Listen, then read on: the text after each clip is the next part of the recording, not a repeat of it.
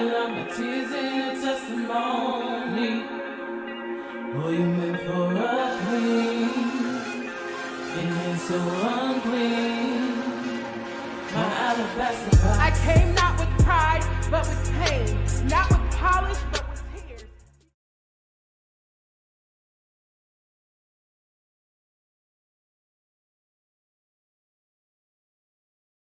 I'm trying to contain my excitement. I'm just letting you know. I'm just like bursting inside. Let's go. And then we'll just pretend whether or not it tastes good. We're gonna be like, this is good. So it's just in that we're making bread. Yes. And we're talking about serving. Mm-hmm. I thought that was interesting that that's what we were doing. And it's like, okay. So Jeremiah always stands out to me when I'm like going through stuff in ministry. Mhm. I think about how much he wanted to like quit, how much he wanted to give up, and how much when he tries to stop, how it swelled in him. You know? Mhm. And everybody knows that, like fire shopping. Mm-hmm. But people don't really understand what it feels like to be consumed from the inside out. Yeah, for something that you want to do, but it's painful. Yeah.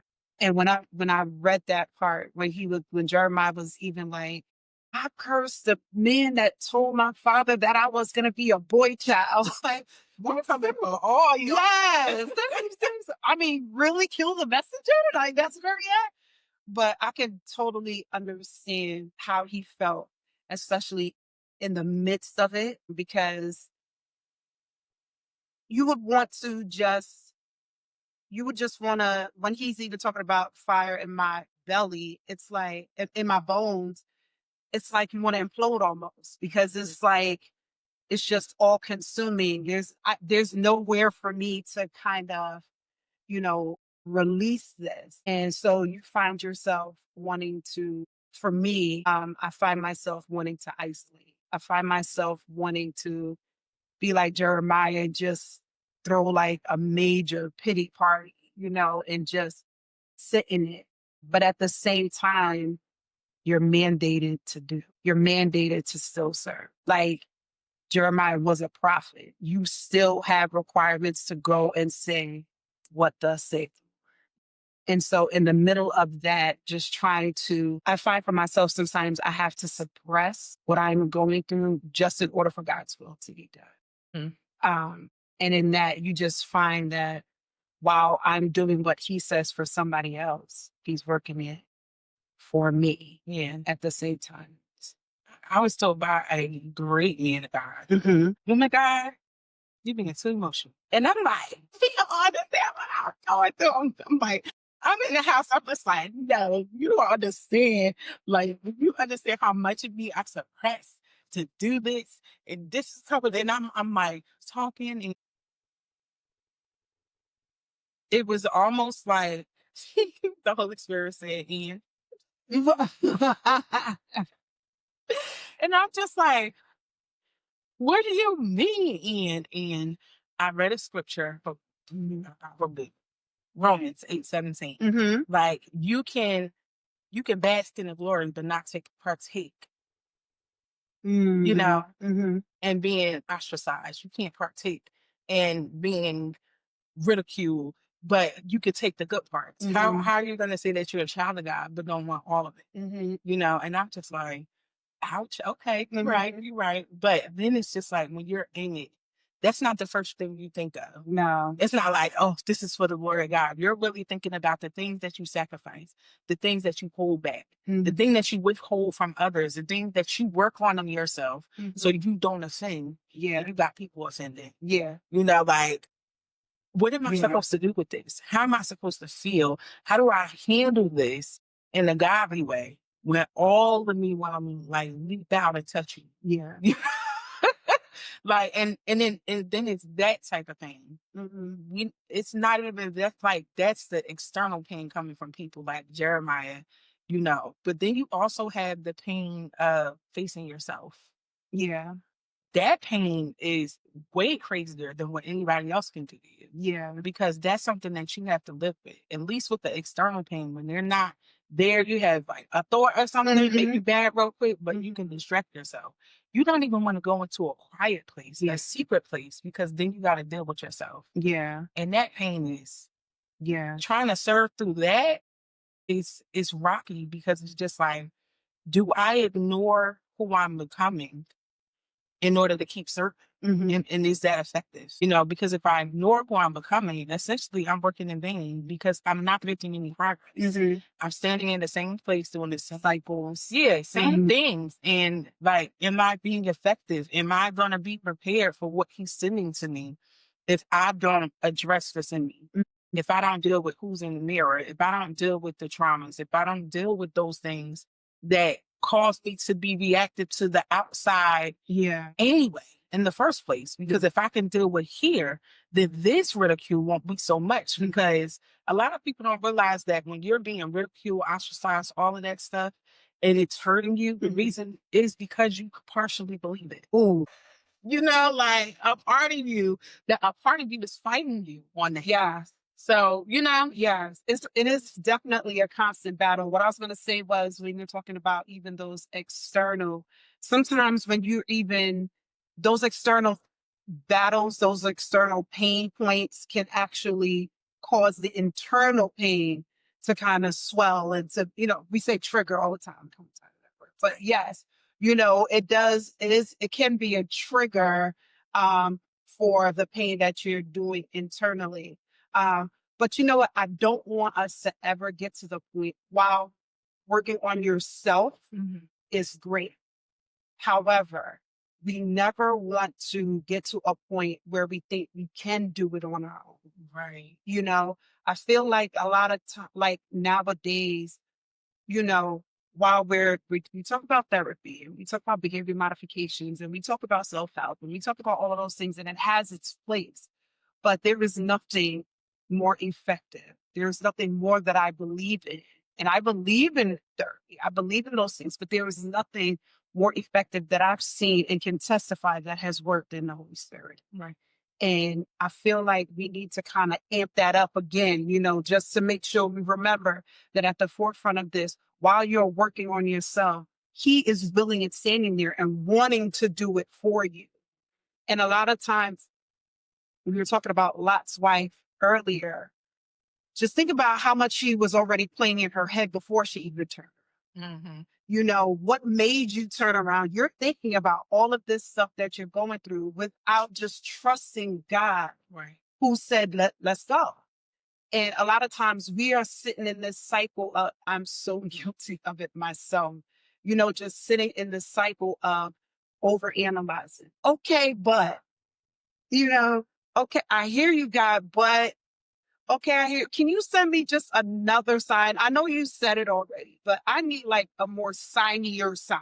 Like I need you to, Who did that? I need like, Gideon. yeah. Like I need something signier. Like I need the flashing lights and the thunder rolling kind of signs for me to sometimes believe it, because we get so caught in the trap of overanalyzing and questioning.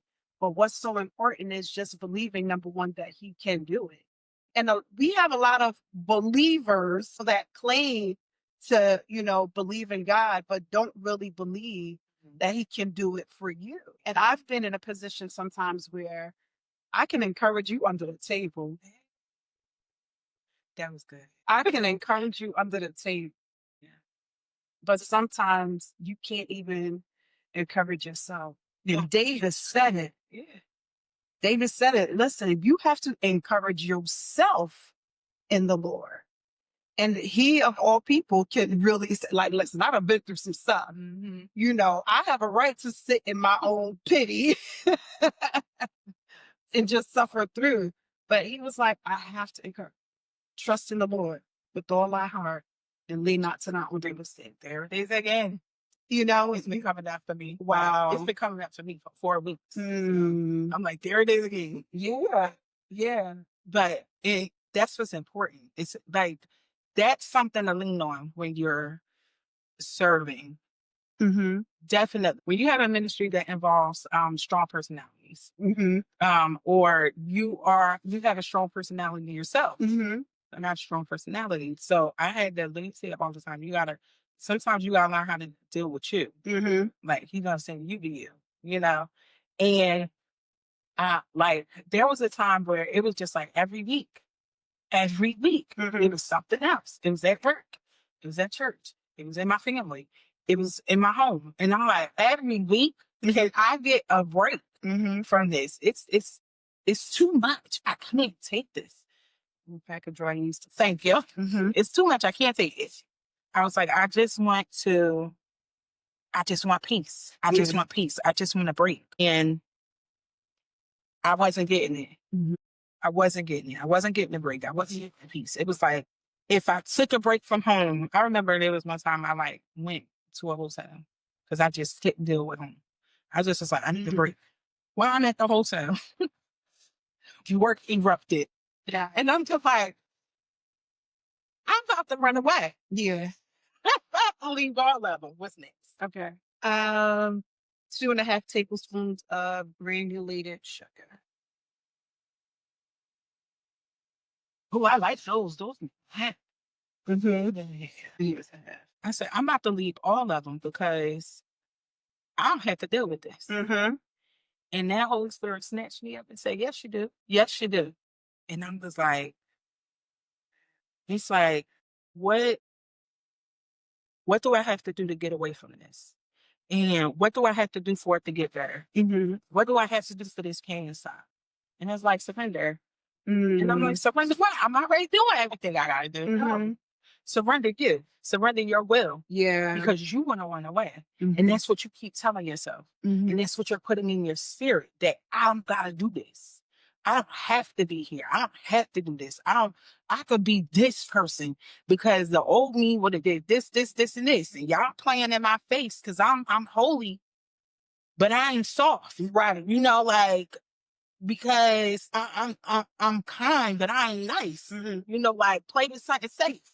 And that was me. Like I will like, many be like, I'm gonna lay holy hands on you, and they're gonna be too holy. Like I was so frustrated and angry with ministry because it was painful. And it was like, I ain't gotta do this. And the minute he told me there's nothing to go back to, she's dead. I said, what? What do you mean? Like you don't have a choice. You're not her anymore. This is who you are. This is who I'm making you. Surrender to it. And I'm just like, no, I'm about to fight this. Oh, you showing get toe to toe with God. Come on, because I need this. I need this. I need this. I need this. And one day I want to open my mouth and nothing came out. He completely shut me up.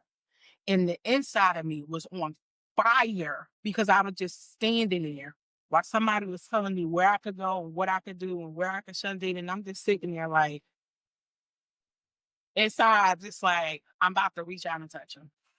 Yeah. But what did Paul say? Because he was telling God, I have this storm in my side. Yeah. Take it, remove it.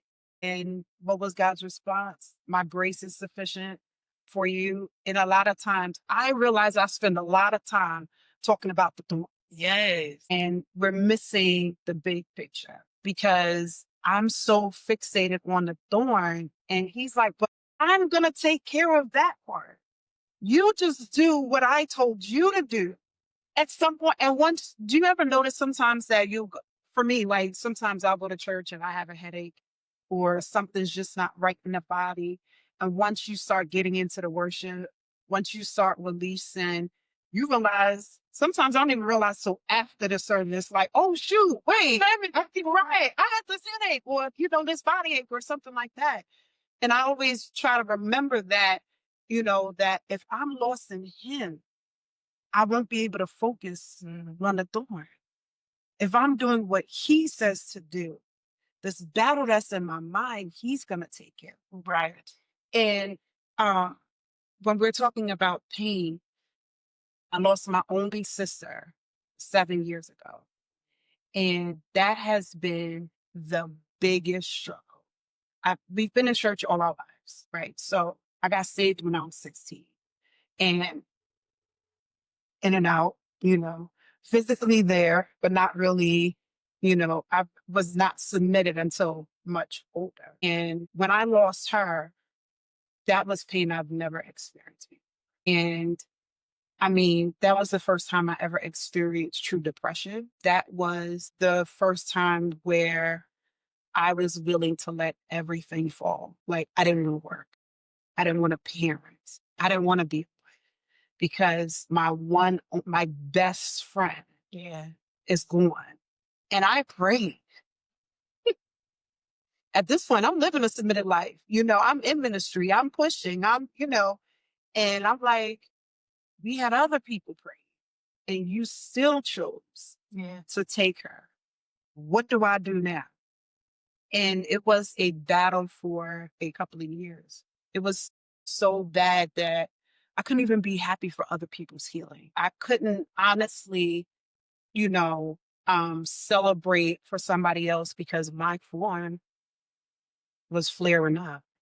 It took me some time for God to really knock me across my head, because I was angry. I was angry with God and felt like, but you said, if I cast my cares, like you said, just ask. You said to seek and knock and you'll answer. Like you said you would send answers before we even asked. Right. I did all of that. And you still chose to take her. And I was in an angry place, believe it or not, for I would say about 2.5 years. It really, that pain took a toll. But in the midst of it, looking back at it now, it was still all for my good. I still see God in the midst of it, even in my angry times where I was like, I'm not praying. I'm not talking to him. I felt like you abandoned me. I'm abandoning you. Like, you didn't seem to come when I needed you. Maybe this thing isn't for me. Right. And his grace was still following me through all of that. When you look back at it, in the middle of it, you don't really think about it, right? Because I focused on the thorn. I'm focused on the pain. But, looking back on it, I see where, God was with me through all of that. And he led me to understand and know, like, he was able to handle my anger. Right. You know what I mean? He was able to handle me not praying like I normally do. He was able to handle, and his grace was still there in the midst of all of that. And so that's why I'm stronger now when other things, happen, when other situations, because that was a run. She had cancer.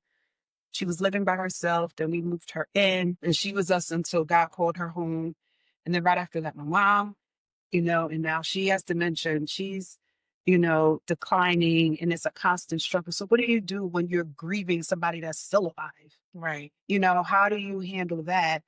And going through that with my sister has caused me to have a even stronger faith in God.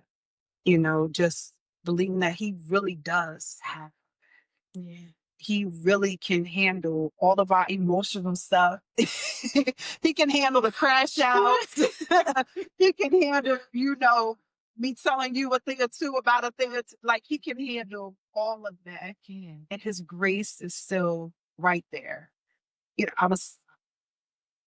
There's sometimes I don't know how I made it through, because there was a time I find too that in walking this walk, and especially dealing with like grief and with pain, that I had gotten to a point where I was literally living on autopilot. No feeling. Just numb. I don't even know how does one even really, you can't stay in that position for too long. And again, this is all in retrospect. And that's why when I quote the scripture that is all working together for our good, I wholeheartedly believe that. Yes. Because when you're standing there and you're trying to pray for people and you feel hollow on the inside, where you can't be happy for somebody else's victory. You can't push past how you're feeling, but you know you have to be there. And so that's why I had to get to a point where, it was he and I in the car one particular day driving to work. And, an auction just came on me. It was like, I can't live in this state for too much longer. Because even autopilot has a shut off time. The gas is still going to eventually run out. And so, it was just he and I in that car, and I just laid it on him. I told him I was angry at him. I told him how upset I was. People came in coverage. Oh, words came through, all of this stuff. And I'm like, yeah. But he and I needed to have this conversation. I needed to confront God. I needed to tell him a thing or two. Right. And in that car ride, the song that says, whatever my lot thou hast taught me to say, it is well with my soul. I'm getting goosebumps just remembering back to that day. And that is the day. Whoo! So I didn't want to cry. It's all right. But that is the day I just felt like, he just received me again, and I just felt like that was the day my heart opened back up to him, in that way. And from there, it's just been for the rest of my life, I'll serve you. It's been that. And I've never experienced a more dark time than during that time. And I never want to go back there again, And so, that's why I sometimes get scared, with all this ministry stuff. No, you're supposed to do this. No, you're supposed to do that. And I'm like, yeah, but I keep thinking about, like, there was a time where I didn't think I was even gonna forget ministry. Angie didn't think she was gonna, make it. And so now when God has blessed us to be, amongst believers that have been through stuff and willing to talk about it, Yeah, that's the part. Yeah. Yeah. And, are able to, have a gifted way to articulate, this is how I'm feeling in the moment. And I'm like, God, I'm home. Like, where's this been all my life? But now I'm just in a place where when those feelings come up, I'm able to recognize it and just submit it and just allow him to do it. And sometimes, do I suppress? Yeah. Do I push through? Yeah. But the thing about ministry is I'm connected to a family. So it's no longer just about me. It's no longer just about my feelings. And so on those, there's some Sabbath mornings where I just don't feel it. I think we all have that. I just don't want to go. I just don't want to show up. But what always drops in my spirit, but they might be somebody looking for you. And so I get up and I push past how I feel in the me. I be waiting to see you. See you sound like me. I'm like, yeah, no, my girl. And it's really that for me. Like, I never expected to find a group of people and fall in love that quick. I'm a slow walker. Okay. It takes me time. You know what that man said to me about my trust issues. Yeah. So you were talking about grieving, and I know grief affects a lot of people when it comes to God. Yeah. Because we don't understand, because our ways are not his ways, and our thoughts are not his thoughts, Yeah. And I thought about how you also said something else, how what we experience and the pain that we go through affects our most effective weapon. Yeah. When we're in ministry, and that's our praise. I remember I wrote this song and it was saying, don't let your circumstance discourage your praise. And it was a reminder to me that praise is a weapon, and it always brought me back because it made me start to change my language. Because my darkest time, and I thought I had hit some lows. But I realized the point where I wanted to give up the most was walking back into him. The point where I was like, I don't think I could do this. I don't know what these people see. I don't know what they want from me, child. I cannot do this. To the point where I had to like block out what everybody else was saying I would become, what they seen. And I'm like, Lord, you gonna have to walk with me because I ain't gonna make it without you because I'm gonna turn around. And he told me, I tell everybody this, he told me if you go back outside, you're gonna die. And I'm like, what? I stuck my toe in that water and I got hit by that drunk driver. And my car was supposed to flip as hard as he did. He came 80 miles per hour and was turning at 80 miles per hour. He was supposed to flip my car. My car didn't flip. It slid perfectly in between two poles. Didn't even touch him. Wow. And the only thing I came out was with this back in it. So when you talk about thorn, I know.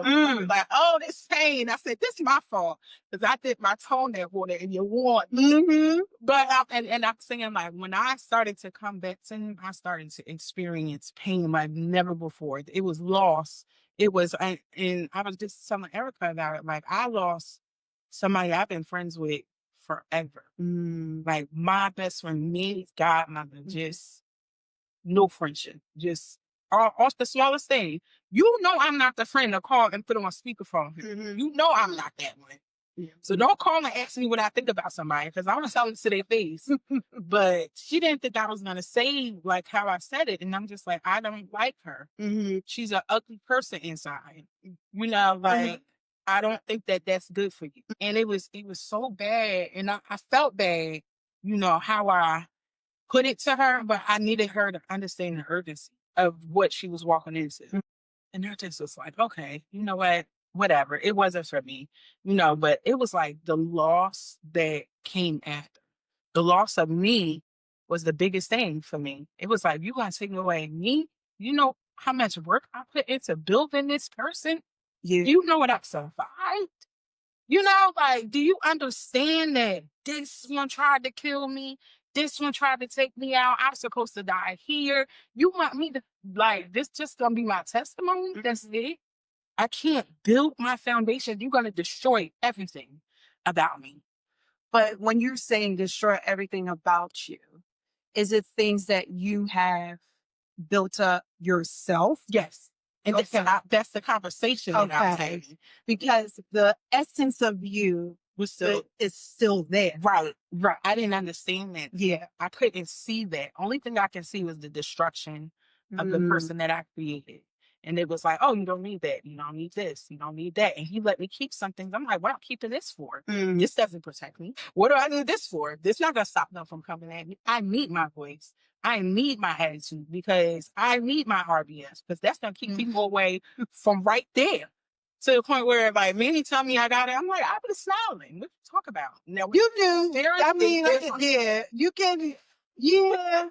I'm just experience a little different. I don't know what that fixed me looking like. I'm like, but when I'm myself, I'm smiling. You know, I'm trying to be welcoming. You know, even though I'm not necessarily outgoing.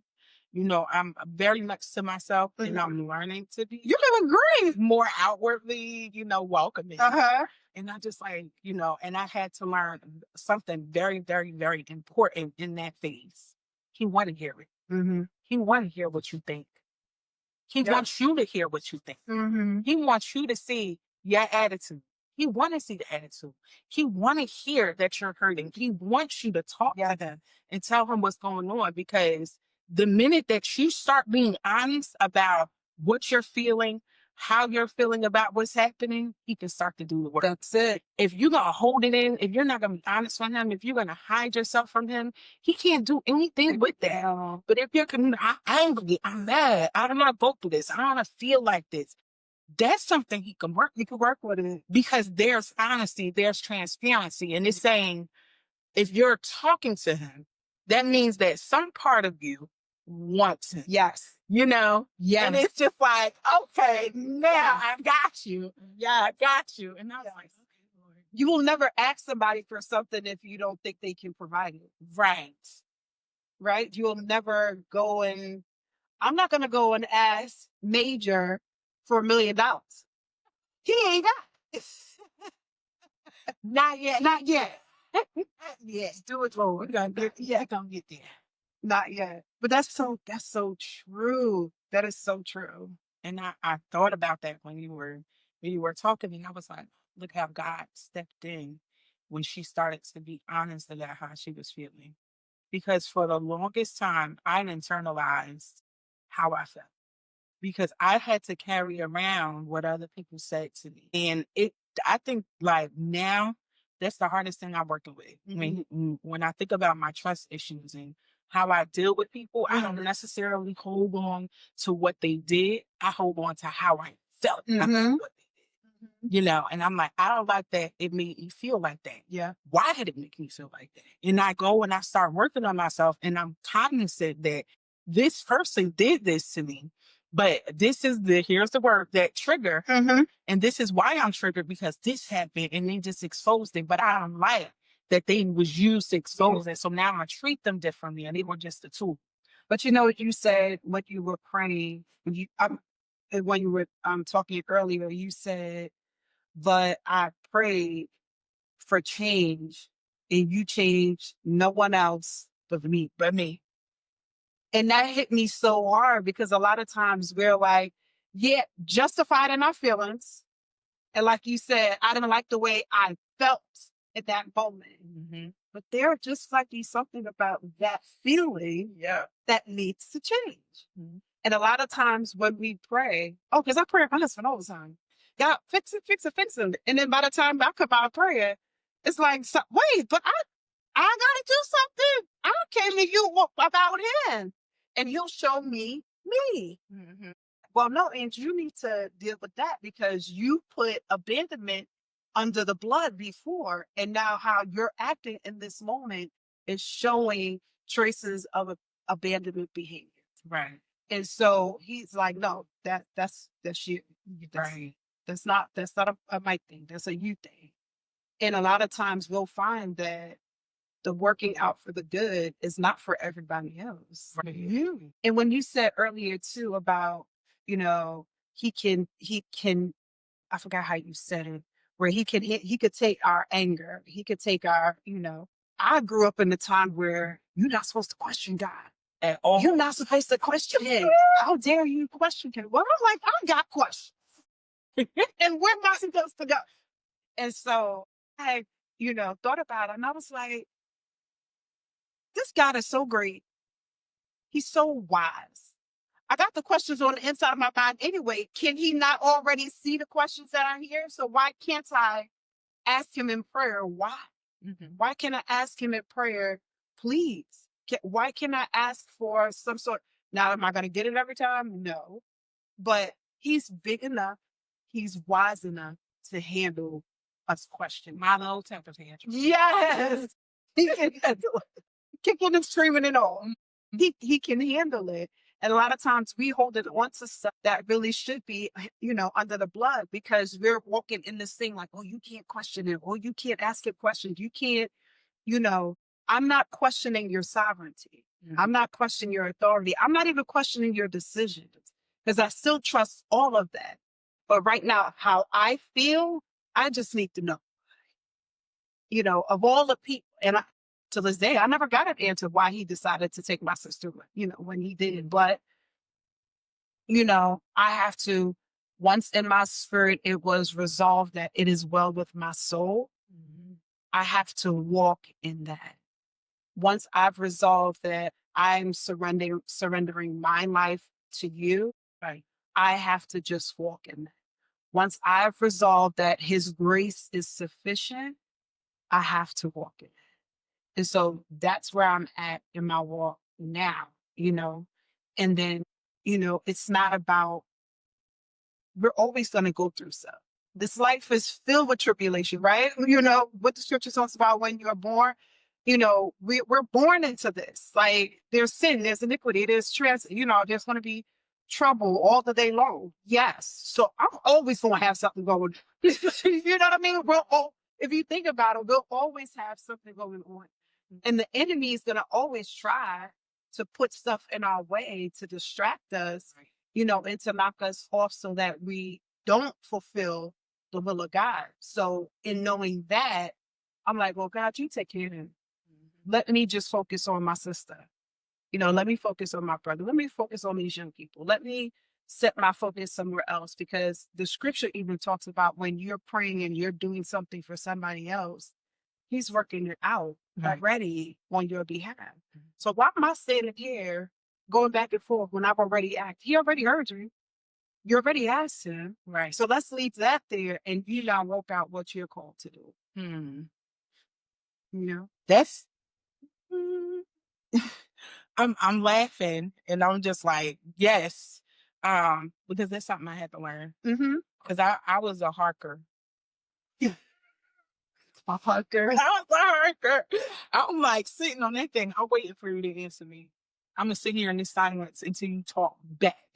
Like, and I'm just like, I got frustrated because I'm like, why you not talking to me? Why you not saying like you say something to me any other time? Like, and I laugh at myself because I be like, you get really ridiculous sometimes. But you get really ridiculous sometimes. I do not appreciate the way that you be acting. Yeah, and it takes a lot out of me when I have to like sit back and I'm like, God, you is the problem. You're the problem. But then as far as I'm like, okay, well, what in the cause of this problem? Why do I question anything? Why do I, hesitate before it's time to move? And, it just was a whole lot that I had to conquer within me. Because a lot of serving through him is conquering you. Yeah. And a lot of people feel like it's the outside entities that's pressuring. It's the circumstances, the things that you're going through. But a lot of the pain that you're experiencing are birthing pains. They're not actual, pains. They're birthing pains. They're not negative. refined. Yes. They're refined pains that you being put in the fire, and serving through that says, but God will still get the glory. Pushing through that and not necessarily stuffing it, but pushing through it and saying, okay, you can take all of this. Yeah. You can have all of me. You can have all my hurt, because people feel like when I say you can have all of me, you can have all my things, you can have all my stuff, and my hurt and my traumas and what made me, you can't have that. No, you can have it all. Do what you will with it, because the only way that I'm going to shift into who you want me to become, into the vessel, into the functional body part, because people always talk about we're all members of the body of Christ. But what is the point in having an arm that does not work? It's carry and like, am I going to be a limb that doesn't work, that is going to just be dragging around in the sling, can't hold anything, and you become a burden? Like, and it's just like, what I think of myself now does not matter, because that's going to stop. Because I focus so much on what I thought of myself. And I look back and I say, okay, you were gay and they told you that God hates you. And they told you that you were an abomination and you'll never see the gates of heaven and he'll never welcome you in as long as you're this way. And I sat and I'm just like, okay, well, whatever. I don't have to be in this, because these people love me. Like, I can love myself over here. And then when I realized that God still loved me, just didn't love what I was in and my sin, I was just like, God, you still love me. You still want me. You still sending people to me. You still like speaking through me. Like, you never left me. You never left me. You was in the wrong. And it's so crazy because I think of all the places that I went with the residents. Like, oh my God. When I sat down and I was like, I had residue in that place. I was doing this, and it was residue.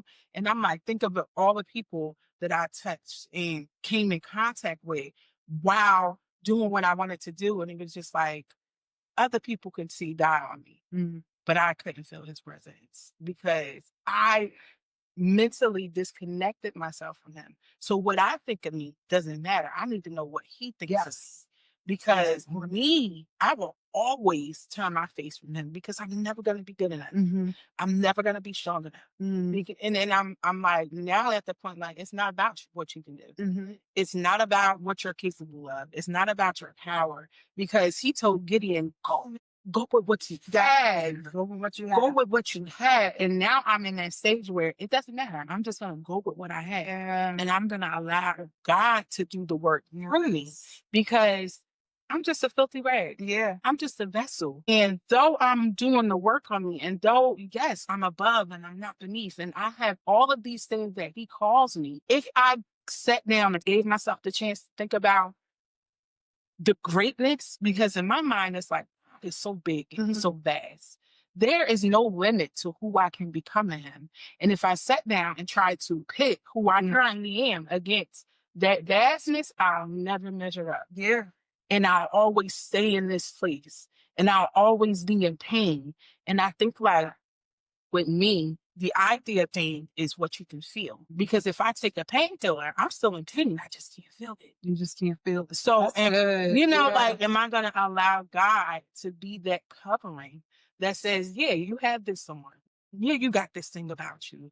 Yeah, these people don't like you. Yeah, you're ostracized. Yeah, you talk about. Yeah, you seem like an outcast because I didn't make you to fit in. But you ain't going to feel that because I'm covering you. You know, Yes. like, and that's how I'm feeling now. Like, Yeah. all of this, all of that, all of you want to hit me upside my head, you want to do this, that's fine, because guess what, I'm gonna get up. I'm still gonna love you. Yeah. Because as a man, I'm still gonna push because my goal is for you to see God through me. That's it. That's it. And cut. Like, that's You it. can stop right there. I want you to see God through me. That's the ultimate goal. That's it right there. Yeah. Go with what you have. That really hits home for me because I can get stuck in, you know, I was talking about the overanalyzing. I can get stuck in comparing myself to others and really like I don't want to. No, there's somebody better that can do it. Like I don't want to. Like No. you just try. You just want me to do it to make a fool of me. Like these are the things that's going through my head. I'm not that studied. Like let somebody else who's more well versed in the word. Let somebody else go that speak better. Let somebody else go. You know, let them go. I don't have to go. Let them go. Yeah. But in this season, Lord, in this season, you just don't go with you. Go with what you have. When you were talking about, yeah, because God says I'm this, that, and the other. You're not any of those things outside of Him. So when we talking about why do you want to hold on the such for some of you and not be the overcomer? Why? You know what I mean? Why you want to stay in that when you know there's something greater or there's so much more that you can be in Him? Outside of it, you said it. We are filthy rags outside of Him, Right. but we're conquerors. We're righteous in Him. You know what I mean? We're overcomers in Him. And so sometimes, God, thank you, Holy Spirit. Just even thinking about it, like we're fighting this battle to hold on. Let me hold on. Let me tell you something. I don't know if I was talking to Aaron or Sunshine, and they said, what do you fear more than God? Come on. Like, and it's coming back, and that was so good. Because it's just like, what do I fear more than God? What do I want more than God? Yes. Do I want me more than God? Yes. Like, Exactly. have I made myself an idol? Come on. You know, like, You've allowed that's so good. yourself your pity party. You'd rather sit in the dust of who you are. You rather sit in because outside of His Spirit, you're nothing but dust. You're nothing but so you rather sit in this lifeless place instead of allowing yourself to be led by the Spirit of God. Like you rather put your whatever these issues are, you rather sit in this dysfunction, Right. than allowing God to stand up mighty in your life. When you say, who do you fear more than God? Like, there's no comparison. At all. There is no one greater. So why would we allow ourselves to sit? You rather sit in defeat. You rather remain a loser, right? You rather Loser. Like, just all the time, just walking around taking arrows. Right. You can be victorious in him. Like his train filled the temple. Come on. Like his train filled your Head temple. on. Like you are literally embodying the victory of God. Yes. I don't, and oh my goodness, like, I love it. and this is why I'm like, so when I tell people like whatever I experience and how I feel, about being in pain and serving, I'm like, it's worth it. I'm like, it's painful, but it's worth it. It's worth it because you're not actually experiencing pain. You're experiencing refining. And if you stop looking at it as pain and you start looking at it as you being reborn just to, and you start looking at it as you're being remolded and you're being reshaped, it won't be so painful. It will be necessary, And that's why our view is very important. How you look at it is very, very important. And when you look at it from that angle, that's, it's always going to be for our refinement. And it's not just torture. He doesn't want to just torture us. Right. He's not just trying to burn us up for nothing more than just kicks and giggles. Like it's for our making. It's for us to come out as pure gold. It's for us to stand up and be authentic in what he sends us to do.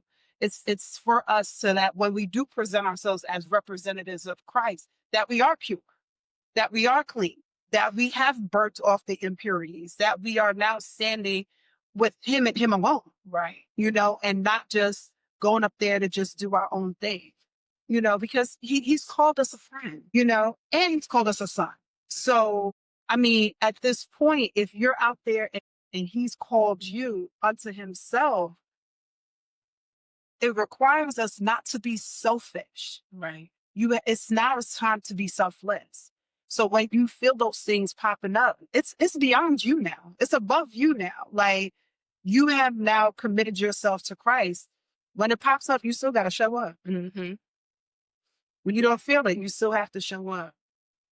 When it's painful, you still have to show up.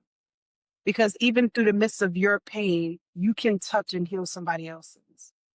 It's not that you can't be, and that's my main thing. Like you can't be selfish during a season. It's not about you. And you said something else when you were talking about like you went and you had a headache, and you realized you didn't even have a headache anymore. A lot of times that's exactly how serving through pain happens. You go in and you're feeling it, you be dreading it, you be low in spirit. And that's why praise is important because it's combative. It says, although I feel like this, although I think this, although I'm experiencing this, you still have my praise. My hands won't lower. I was like, Lord, I'm not gonna half stack you today. And I say half stack is here. Like when you're going through something. Yeah. And then when he talked to you or you feel him, you like, yes, Lord, yes. I said, Lord, I'm not gonna half stack you. Yeah. I'm gonna give it to you. Yeah. Because yes, I say, and it's important that I remember that I can't half staff you when I'm going through it. Yeah. I gotta make sure you got the full thing because because that's what's gonna break it. Yeah. How I respond to it. I'm doing this right. Yes. How I respond to it is what's gonna break it. And a lot of times I'm stuck in, like what I'm feeling, I'm stuck in my mind and I'm expecting something to break. How am I going to break anything with no pressure? How am I going to, like how I need the force. I need the force of whatever it is to break it. Yeah. Because I think like we look for the sound like lightning. A lot of time people say, oh, I'm scared of thunder, but they're not scared of the lightning. But thunder is just the sound of the lightning. So you're scared of the sound that makes, but not the actual thing. Like I'm scared of what it sounds like, what it looked like for me to become, but I'm not afraid of becoming. That doesn't make sense. Like I want to be what you want me to be, but it looks scary. Like it sounds scary. Like, I'm going to be afraid of what noise it produces. I'm going to be afraid of what it produces in me in order to become, but I'm not afraid to become. That makes no sense. It's backwards because now it's affected my praise. So now people see me going through and they see me defeated. It's affected how I interact with him. So now I close him off for myself. And now everything is done on my own cognizance, and it's none of his strength. So if his strength is perfected in my weakness. Oh, I was just gonna say that. And and I'm not submitted to him in those weak points. How can I be affected? Oh my God. That's like locking the door and calling for EMS to come and help. Am I doing this right? I feel like I'm not doing this. Certain.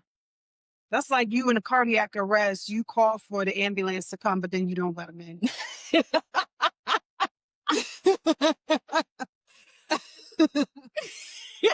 I'm sorry, that's fun. Right? Like when you think about it.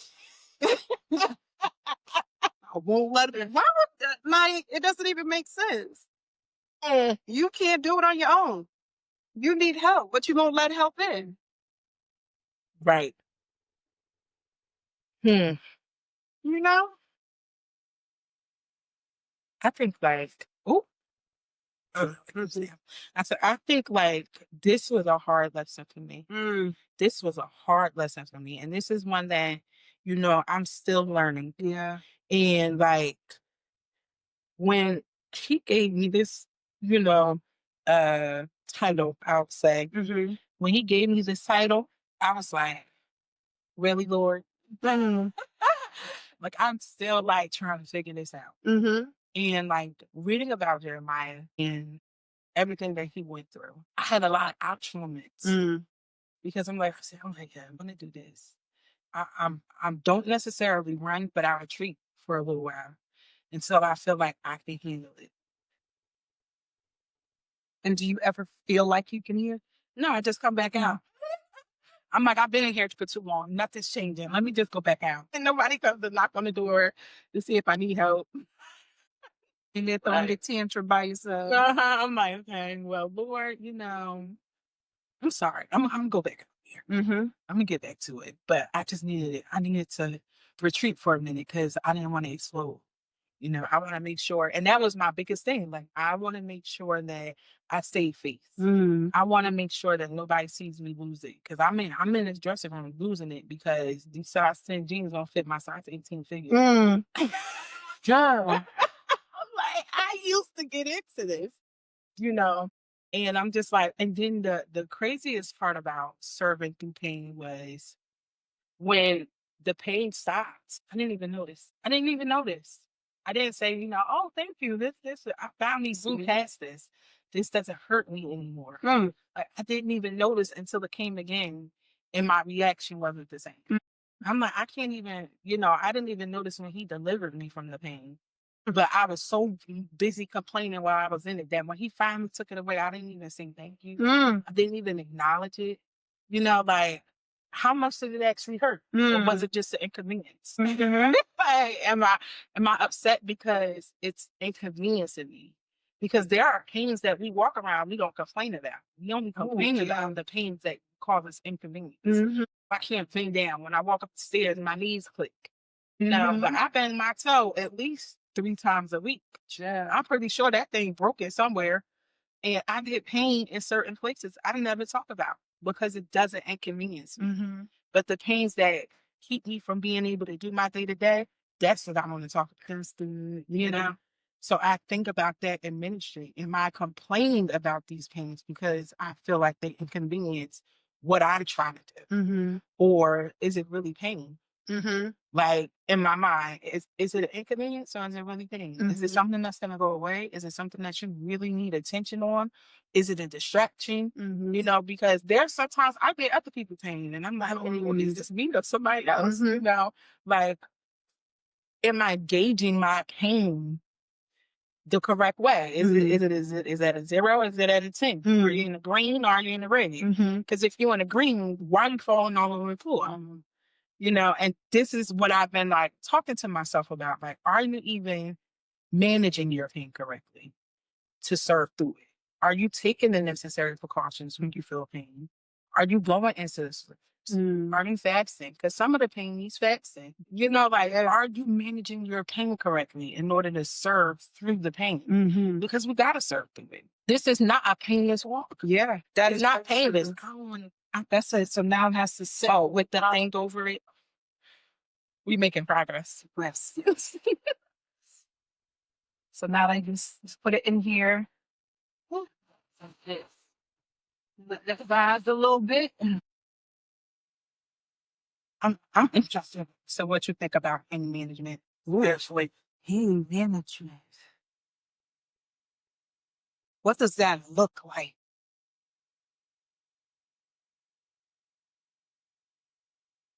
So in the natural, pain management, they'll have it where they'll put you on a regimen, right?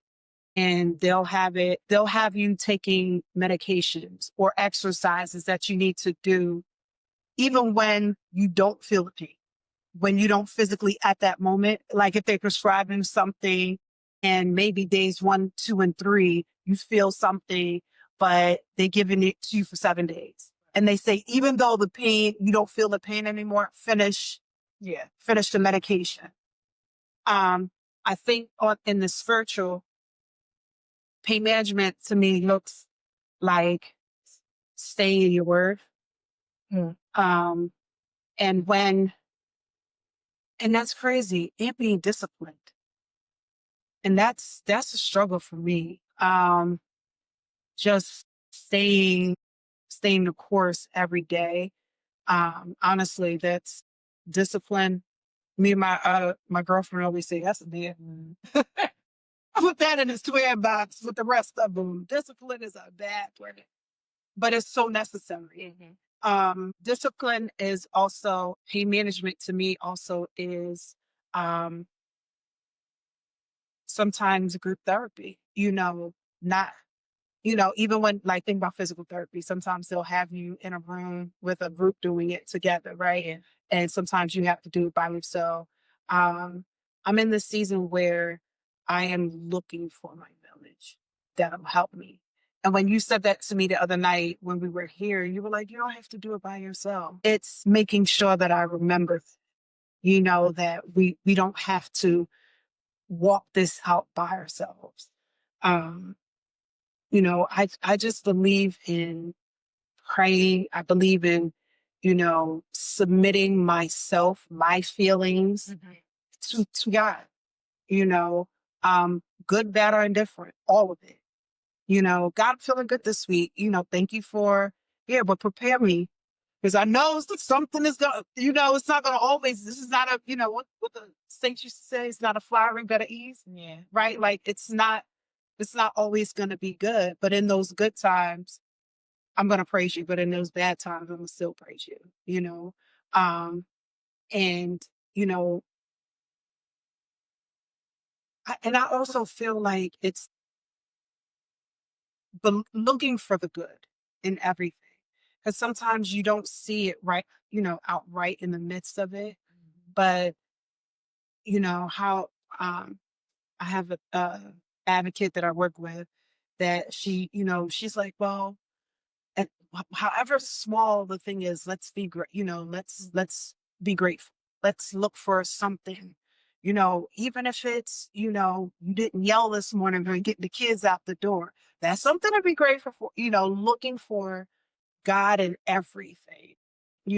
Which helps me to keep a more positive outlook. Because I can go cynic very quickly, and I can be very glass half empty. So, just trying to see God in every moment, helps me to keep a more positive outlet look during the day. That attitude of gratitude. Yeah. Because it changes your language. Hmm. And when you start to change your language, it starts to change your posture. Yeah. Because I remember we were in Bible study and it was like, I think John was saying, don't say I have to do this. Hmm. Say I get to. because it goes from it being a chore Yeah. to being something that you take pleasure in or that you're honored to do. Yeah. And it changes, you know, how you feel about it. Yeah. Because a lot of times what we say and how we say it affects how we feel about it. Because like, Lord, this work situation has been tumultuous, okay, to say the least. And I keep saying to myself, even though it's been crazy, I keep saying things like, you know, focus on the assignment. You know, God allowed me to walk into this place. What does He want here? Who needs for you to be in this place? Who needs your presence in this place? Yeah. Who needs, you know, the hedge that you carry in this place? Yeah. Who needs you to be in position and you're complaining about the position? You know, who like, and me and Lady talk about it, like, who needs to see you go through the pain from the thought? You know, like, who needs you to be twisted and contorted and, you know, getting straightened out in front of them? And it's so crazy because that's what this is about. That's why, you know, I prayed to God and I was like, you know, I want to be point B for people. I'm tired of people telling me this is where I was and now you see where I am. And that gives me nothing. Yeah. You know, that tells me that God is able, but I'm going to show you that He's able. I'm going to show, you're telling me, I'm going to show you He's able. Yeah. Through my life. Because I went through a season where I didn't want to live that way. Like, I got so frustrated because everything was on show. Yeah. Everything I went through was on show. And I'm like, Lord, I'm just tired of it. Tired of people questioning. You know, it was in having to deal with like personal pain in a public setting, and you have the questions and you have the stares and you're trusting God, but it hurts so bad in private. And it's like, I know this is for my good in private, and you're, you know, you're doing everything necessary, like, to get you through it, but it's out loud and other people could see. Sometimes that came from just having to heal out loud or be readjusted out loud is a different pain in ministry also. So it was true. I had to get used to that. And then for some reason it just dropped in my spirit. Like, I'm going to be that out loud. I'm going to be the point B. I want people to look at me and look at my life and see that God can do it. Like, you think that this is too big? Let me show you something. Because this is where I was. This is how I felt. This is how I used to talk. This is what I used to do. And slowly but surely, some things He snatched from me. Other things He making me work through them. And it's not pretty. And I'm doing it like falling, like going off and having to go to Him like, Lord, I'm sorry. You know, in real time where people are able to see my faults. I can't hide it. I can't play perfect in this season. I can't be the perfect saint because there's no such thing.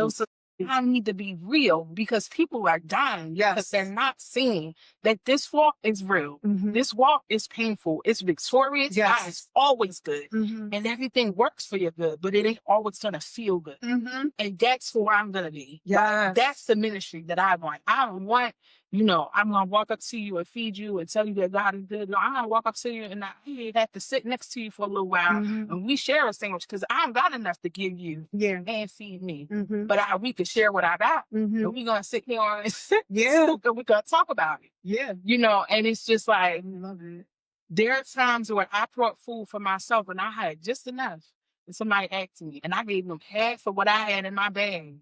And I'm just like, I'm still be hungry. And it's like, oh, well, you ate. What's popping up for me when you're saying that is, what was it all? When the man was like, beautiful, and he's asking alms. And he was like, I ain't got money, but such as I have, I give unto you. So all I got is God. And so a lot of times, the way I grew up, you know, I come from a Jamaican background. Very strong, very opinionated women.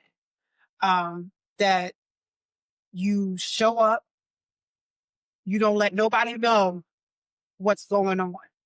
You don't tell what happens at home stays at home. You don't show emotion. You don't break in front of people. You just show up, you do what you got to do, and you move on through life. And so it's been really, really hard I say it was hard because I find, because I found safety where I am now, that it's becoming easier to allow people access to the middle ministry, to allow people to see the not so great parts. Because I would tell Mike all the time, I'm like, I don't understand why people be drawn to me. I don't understand it because I am a hot mess. I don't get it.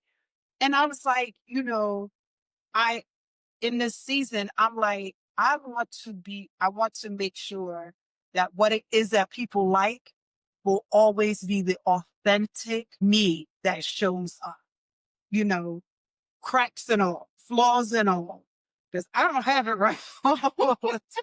But, in this season, it's really important that people see the middle.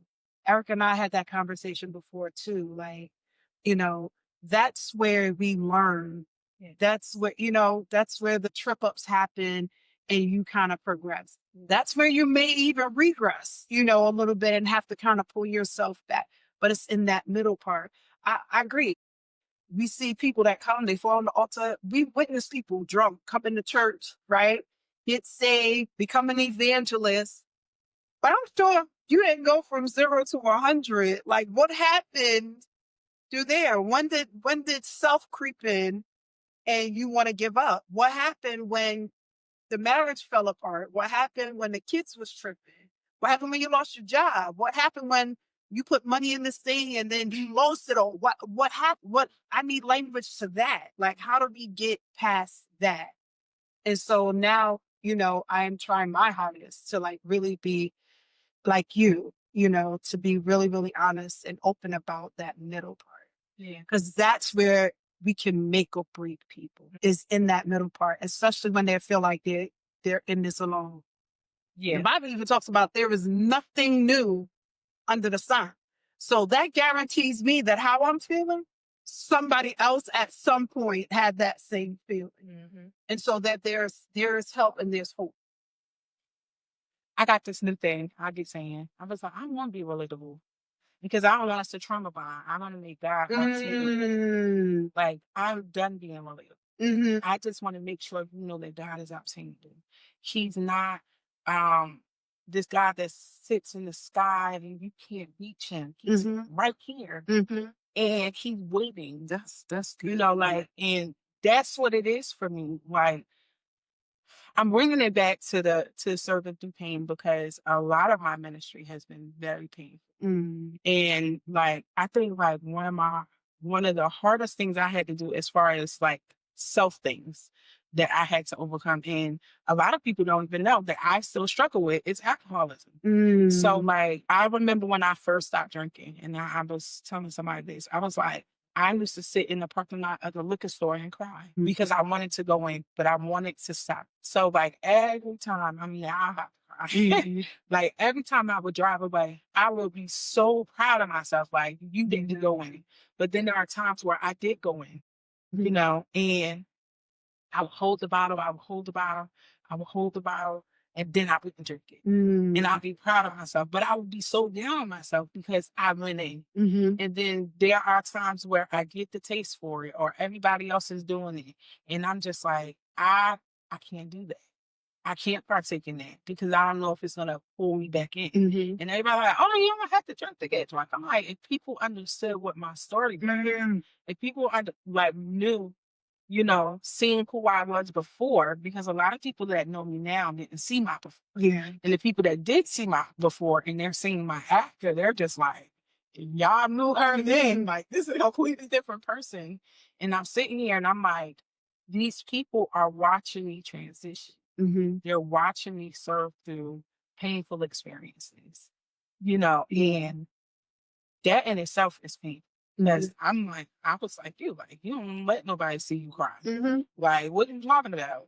Now, every time I go in, I'm crying. Okay, it's tears. Like, why do I have to keep crying just because I feel you? Can I feel you and tears not fall? Can we release some other ways? Like, I'm not comfortable with it. It's up to you to be comfortable with it, but I'm okay with it. It is what it is. I'm a weeper. that's what I had to get comfortable with that because I wasn't. I was like, why do I keep Right, I'm right. Yeah, right. You will see that, and I'm like, and then it was just at a point where I'm just like, I don't care what they see. I don't care what they think about me because somebody is depending on me to live. And if I'm so worried about what they might see while I'm being delivered, I'll never make it out. I'll never push through it because I'm so worried about what it looked like that I'm not actually conquering what it is. And that's the biggest part because I didn't want to do it. I didn't want to serve the king. Why everybody keep attacking me? Why everything keep getting flipped upside down? Like I'm literally watching my life burn down around me. Everything is changing, everything behind the scene. And that's what I keep telling myself, but you're safe.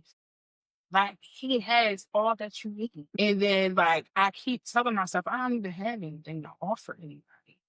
I don't even have anything to offer anybody. I have nothing.